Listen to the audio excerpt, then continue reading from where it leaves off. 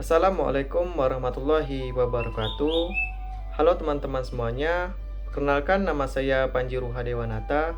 Saya merupakan peserta pelatihan dasar CPNS tahun 2026, gelombang 2 angkatan 10 kelompok 4 dari instansi Satuan Polisi Pamong Praja dan Pemadam Kebakaran Pemerintah Kabupaten Sluma. Pada kesempatan kali ini, saya akan membuat learning journal pengalaman pembelajaran agenda 1 sikap perilaku bela negara terkait dengan pembelajaran melalui website MOOC dan pembelajaran sinkronus pada 3 modul agenda ke-1 ini yang terdiri dari modul yang pertama yang membahas mengenai wawasan kebangsaan dan nilai-nilai bela negara.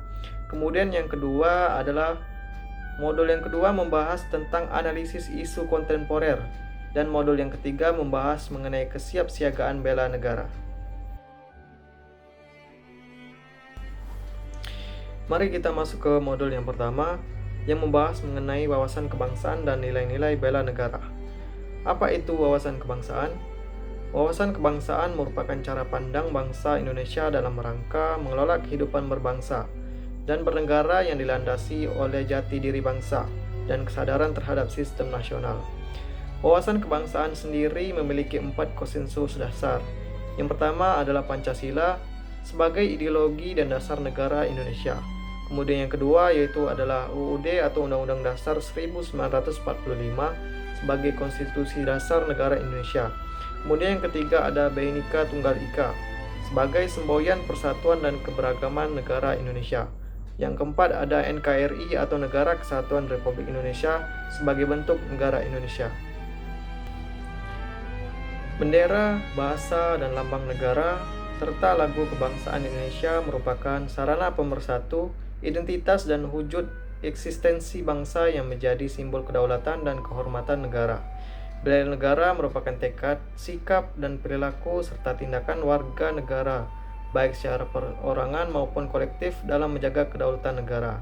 Keutuhan wilayah indikator nilai bela negara yakni yang pertama ada cinta tanah air, kemudian yang kedua ada kesadaran berbangsa dan bernegara, yang ketiga ada setia kepada Pancasila sebagai ideologi negara, yang keempat yaitu rela berkorban untuk bangsa dan negara, yang kelima adalah kemampuan awal bela negara.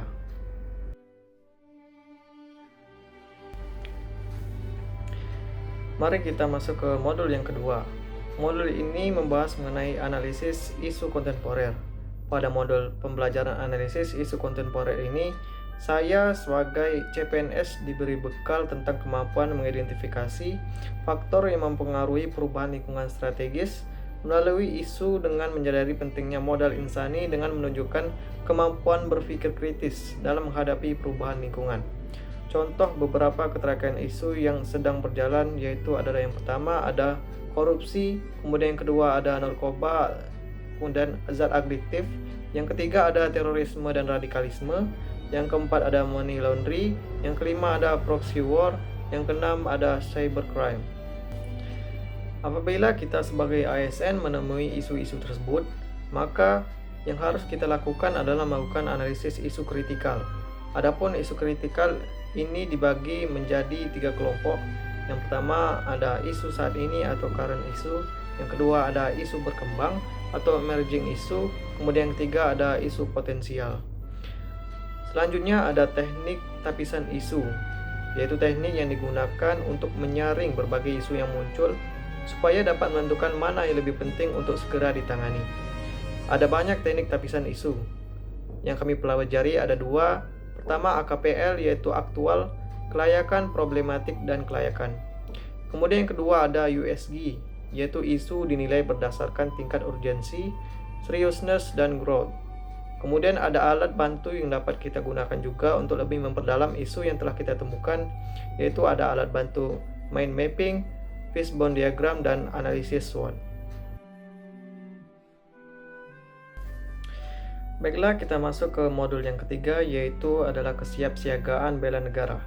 Kesiapsiagaan merupakan keadaan siap siaga yang dimiliki oleh seseorang baik secara fisik, mental, maupun sosial dalam menghadapi situasi kerja yang beragam dan dilakukan berdasarkan kebulatan sikap dan tekad secara ikhlas dan sadar disertai kerelaan berkorban penuh jiwa raga yang dilandasi oleh kecintaan kepada Negara Kesatuan Republik Indonesia atau NKRI dan berdasarkan Pancasila dan Undang-Undang Dasar 1945 untuk menjaga, merawat, dan menjamin kelangsungan hidup berbangsa dan bernegara. Dalam hal ini, maka ASN harus memiliki kemampuan awal bela negara.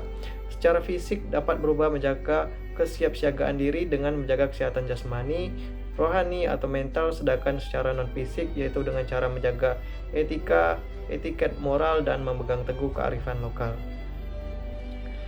Baiklah teman-teman semuanya, mungkin itu saja yang bisa saya sampaikan pada kesempatan kali ini. Sampai jumpa untuk kesempatan selanjutnya.